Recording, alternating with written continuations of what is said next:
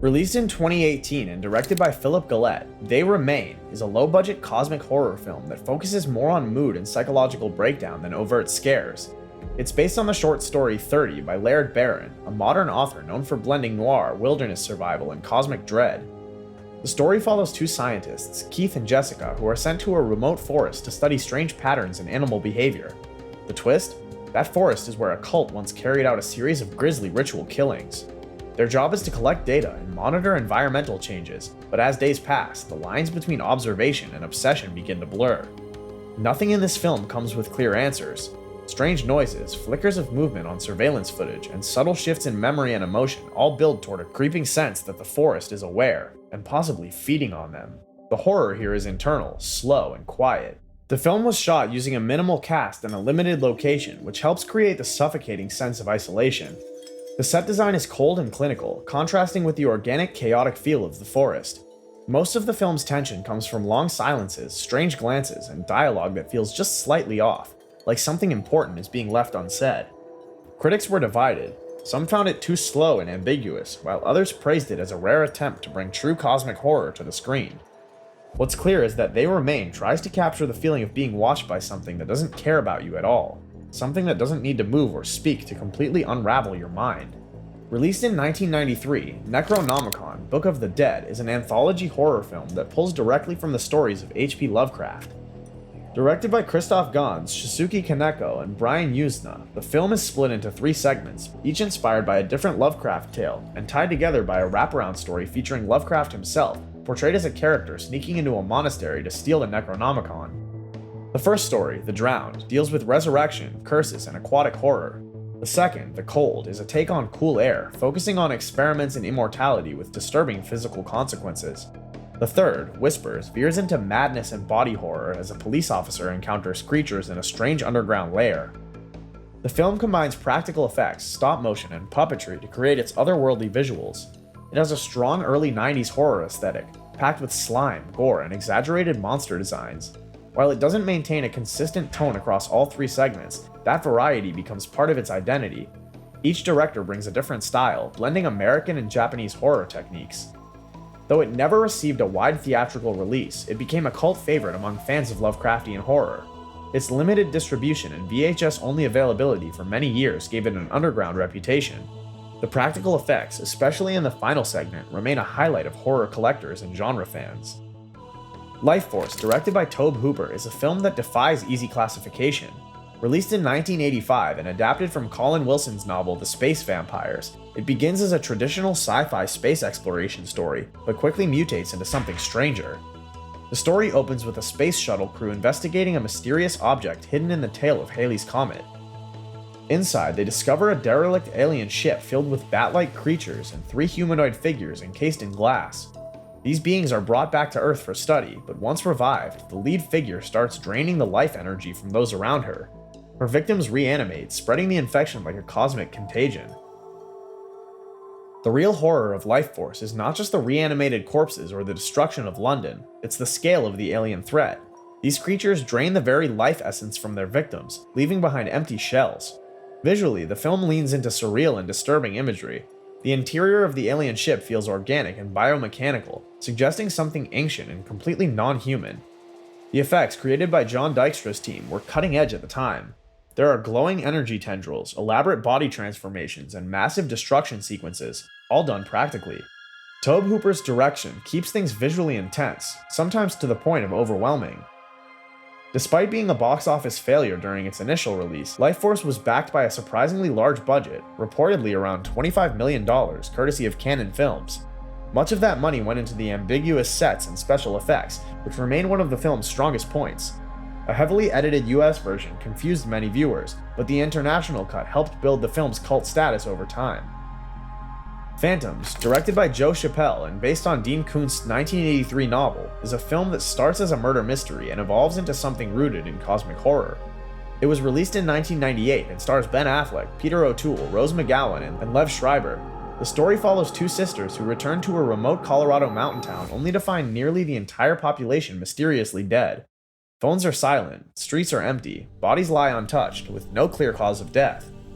Soon, they're joined by a small team of investigators, including a former military man and a disgraced scientist who believes he's seen this phenomenon before. What begins as a mystery of mass death quickly shifts into something more existential. There's no murderer, there's no disease. The culprit is an ancient sentient entity that has existed beneath the earth for millions of years. Known as the Ancient Enemy, this being has the ability to absorb knowledge, mimic life, and manipulate physical matter. It can manifest your worst fears, use dead bodies as puppets, and control reality within its influence. The film starts with scientific explanations, referencing the creature's origins as possibly microbial in nature, an ancient form of life that evolved consciousness underground. But no matter how the characters try to rationalize it, the entity defies full understanding. While Phantoms received mixed reviews and underperformed commercially, it remains a notable example of late 90s cosmic horror. Critics were divided, with some pointing to its tonal inconsistencies and uneven pacing. Others appreciated its ambition and Lovecraftian themes.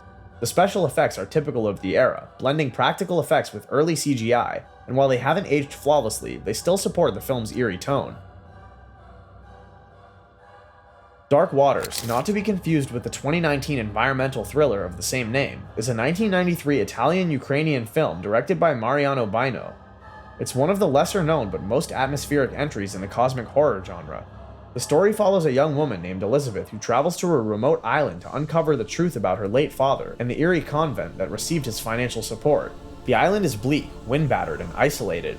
The convent is ancient, decaying, and filled with nuns who seem more like silent watchers than caretakers of any faith. As Elizabeth begins to dig into her family's history, she finds strange symbols, ancient tomes, hidden tunnels, and an unsettling mural depicting a monstrous deity. The film was shot largely on location in Ukraine, giving it a stark and genuinely unsettling backdrop that amplifies its otherworldly tone. The production had a very limited budget, which meant fewer special effects and more practical, handmade set designs. But that constraint ended up working in its favor, as it made the film feel raw and real, as though we're seeing something that was never meant to be unearthed. And despite limited distribution and virtually no marketing, Dark Waters gained a cult following through home video and horror festivals. Directed by Stanley Kubrick and released in 1968, 2001: A Space Oddity is not traditionally categorized as horror, but its influence on cosmic horror is profound and undeniable. Co-written by Kubrick and science fiction author Arthur C. Clarke, the film explores humanity's relationship with the unknown, AI, and the potential insignificance of mankind in the vast scale of the cosmos. The story begins in prehistoric times, with early humans encountering a mysterious black monolith. This artifact sparks a leap in intelligence, symbolizing a nudge from an advanced extraterrestrial force. The film then jumps to the future, where another monolith is discovered on the moon, emitting a signal toward Jupiter. A spaceship, the Discovery 1, is dispatched to investigate. On board is HAL 9000, an advanced AI that eventually begins malfunctioning with deadly consequences. But the final act of the film is where cosmic horror truly enters. As astronaut Dave Bowman reaches Jupiter, he encounters a third monolith. What follows is a visual journey known as the Stargate sequence, an abstract and disorienting trip through space, time, and perception. Dave arrives in an otherworldly room, undergoes a rapid transformation, and ultimately becomes the Star Child, a higher being reborn under alien guidance. Kubrick never explains what the monoliths are or who created them. That ambiguity is the point, as the film doesn't offer closure, but instead confronts the viewer with lots of questions. The production of 2001 was groundbreaking. Its visual effects, designed years before CGI existed, were revolutionary. The film's realistic depiction of space travel and silence in the vacuum of space lent it an eerie, sterile tone. The use of classical music instead of a traditional score made every moment feel cold and calculated. At the time of release, 2001: A Space Oddity divided audiences. Some saw it as a masterpiece, others found it pretentious or confusing, but over the decades, its legacy has only grown. It's now regarded as one of the greatest films ever made and perhaps the most successful cinematic representation of the cosmic sublime.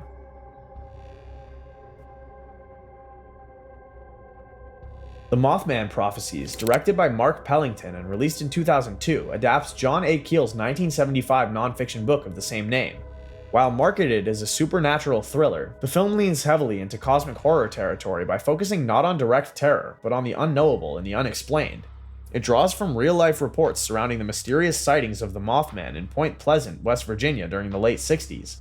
The story follows Washington Post journalist John Klein, played by Richard Gere, who stumbles into the small town of Point Pleasant after a strange incident involving his wife's hallucinations of a winged creature before her death. In the town, he finds others experiencing visions, phone calls with no origin, time anomalies, and warnings that suggest a future disaster. At the center of it all is the Moth Man, an entity that doesn't harm people directly, but leaves them disturbed, confused, and changed. What separates the Moth Man Prophecies from typical horror is its commitment to ambiguity. The Mothman itself is never fully shown.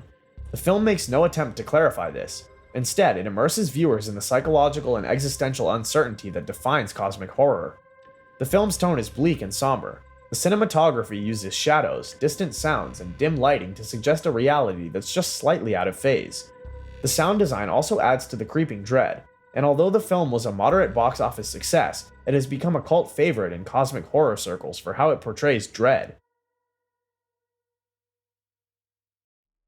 Directed by Andrew Patterson, The Vast of Night, 2019, is a micro-budget indie film that takes place in 1950s New Mexico, unfolding over a single night in a sleepy town. At first glance, it plays like a nostalgic sci-fi mystery, but beneath the surface, it taps directly into cosmic horror. The story centers on Faye, a teenage switchboard operator, and Everett, a local radio DJ. During their evening shifts, they begin to pick up a strange audio frequency, something not from any known source. As they investigate, they uncover testimonies from people who have heard the signal before, including a former military worker and a reclusive woman who claims her child was taken by something not of this earth. The film leans heavily into minimalism. Much of the tension comes from long takes, extended dialogue, and audio recordings rather than action. Patterson uses long tracking shots and moments of near silence to draw you in and keep you listening. Just like the characters themselves, who are desperate to understand something they were never meant to encounter. Its 1950s setting is more than just a backdrop. The era's Cold War anxiety, paranoia about government cover-ups, and obsession with extraterrestrial life all play directly into the film's tension. The Vast of Night premiered at Slamdance in 2019 and was later released through Amazon Studios. Despite its tiny budget and unknown cast, it received widespread critical acclaim. Its slow-burn pacing and cerebral storytelling drew comparisons to The Twilight Zone, and it quickly found a home among fans of cerebral atmospheric horror. Coherence, 2013, directed by James Ward Burkett, is a low-budget science fiction thriller that gradually transforms into a deeply unsettling piece of cosmic horror. It all begins innocently enough. 8 friends gather for a dinner party on the night a comet is passing overhead. As the night unfolds, power outages and strange occurrences start to blur the line between coincidence and something far more terrifying. The genius of Coherence is that it takes a single location and uses them to unravel reality itself. When the lights go out, the guests discover that their neighborhood has gone dark, except for one other house with the lights still on. As they investigate, they begin to realize that the other house isn't just similar, it's identical. And the people inside? They're alternate versions of themselves. Without special effects or even a formal script, P.S. the dialogue was largely improvised, the film manages to create a growing sense of dread. Burkett, who co-wrote Rango and worked with Gore Verbinski, made Coherent in his own home with a skeleton crew and a few actor friends. The film's tight production schedule and improvisational approach actually enhanced its unsettling tone. Since its release, Coherence has become a cult favorite for fans of cerebral horror and sci-fi. It's frequently recommended as one of the best examples of what can be achieved with limited resources and a strong concept. Directed by David Bruckner, The Nightigh House is a psychological horror film that slowly pulls back the curtain on a much darker, more cosmic truth. The story centers on Beth, a recently widowed woman played by Rebecca Hall, who is struggling to make sense of her husband's sudden suicide. Isolated in the lake house he built for her, Beth begins to experience unsettling visions and strange occurrences. At first, it seems like a straightforward ghost story, but the more Beth digs, the more she uncovers about her husband's secret life. Ritual books, a reversed floor plan of their house, photos of women who look just like her, and hints of an entity he may have been trying to confuse or appease. The film never gives it a face or a form, but its influence is unmistakable, showing up in negative space and mirrored reflections, often where no one else would think to look. Rebecca Hall's performance is central to the film's success. She carries nearly every scene and portrays Beth with a volatile mix of sarcasm, grief, and existential terror. Her unraveling becomes our lens, and as the house starts revealing its secrets, the viewer is left just as disoriented and disturbed. Though The Nightigh House had a mid-range budget and was distributed by Searchlight Pictures, it still feels like an indie at heart, focusing more on atmosphere, silence, and subtle visual cues than on spectacle. Directed by Igor Abromenko, Sputnik 2020 is a Russian science fiction horror film that blends Cold War paranoia with an unsettling twist on alien symbiosis. Set in 1983 during the final years of the Soviet Union, the story follows a controversial neurophysiologist named Tatiana who's recruited to examine a cosmonaut recently returned from space under mysterious circumstances. The cosmonaut, Konstantin, is being held in a remote military facility. Outwardly, he appears mostly fine, but there's one issue. Every night when he sleeps, a parasitic alien creature emerges from his body. The organism seems to be sharing a symbiotic relationship with him. It doesn't just reside in him, it depends on him, and vice versa. Tatiana is tasked with understanding the connection and finding a way to separate them, but the military has their own plans for the creature, hoping to weaponize it.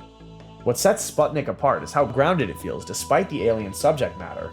Much of the horror is clinical and cold, taking place in sterile hallways and underground bunkers. Though modestly budgeted by Western standards, the film received critical acclaim upon release and has since been recognized as the standout example of non-American cosmic horror.